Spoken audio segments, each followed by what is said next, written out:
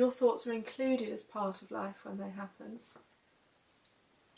But your life is not dependent on them. The practical aspects of your life is not dependent upon thought.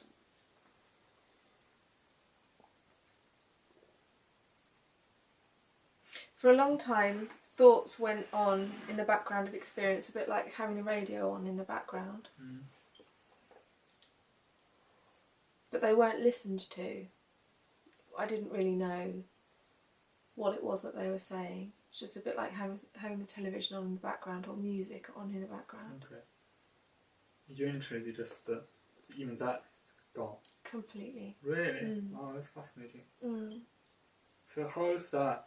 How can you not even listening to it if you see it happens? Just not.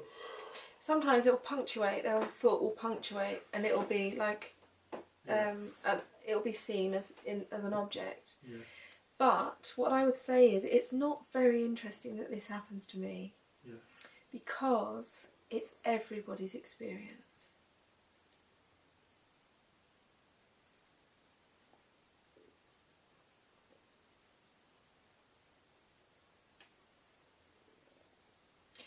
What happens is that we don't tend to notice when we're not thinking.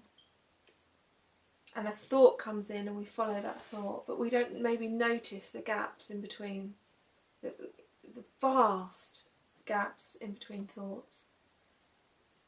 We don't think a lot more than we think.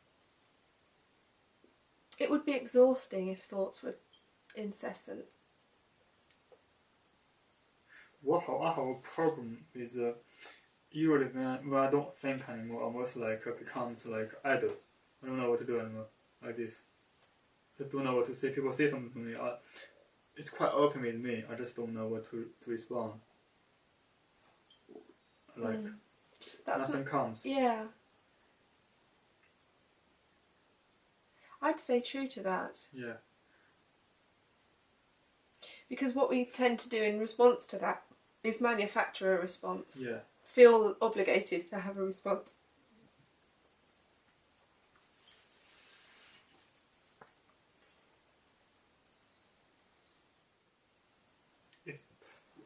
If I don't pay attention to my thoughts happens. Mm-hmm. It goes through like streams. Mm. It's almost like I wouldn't know what to do anymore. It's like I think where's the action? It's like I would forever just watching everything happening and not really responding to anything. Almost like. It's just beautiful that you're saying all this, Leigh, because this is just so classic.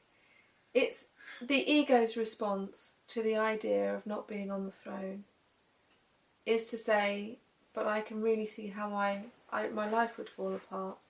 I wouldn't get dressed in the morning. I wouldn't be able to brush my teeth. I wouldn't do anything like I would just I'd become thoughts. totally dysfunctional. Yeah. That's coming from the assumption that you need your thoughts to decide to do those things. And actually, the thoughts are the narrator of those things, if anything. Yeah.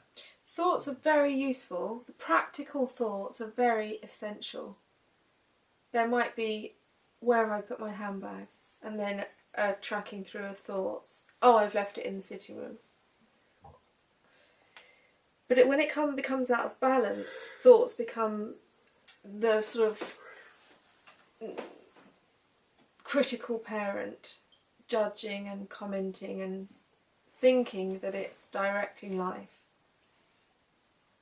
If life was dependent upon thoughts, you would go to bed at night and would die and not wake up in the morning.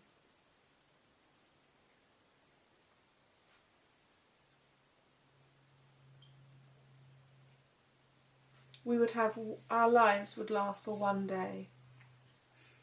You know how the experiences of just the seeing so as they are not really identified with it. Yes. And they're like clouds passing across the sky. Yeah. Usually I just get so easily just sidetracked with my thoughts. And you follow it, you mean? Yeah. Sidetracked, yeah.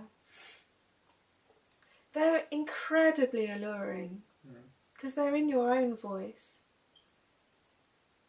They're normally negative. Just the worries, concerns, I Yeah. suppose, for me. Almost like, yeah.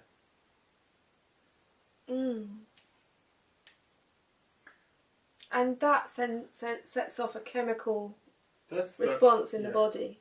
That's the thoughts are just lies, basically. They are. Self-taught lies, made-up story, fabrications, everything's just, that's not true. Yeah, absolutely. But that's a profound realisation that thoughts are lies.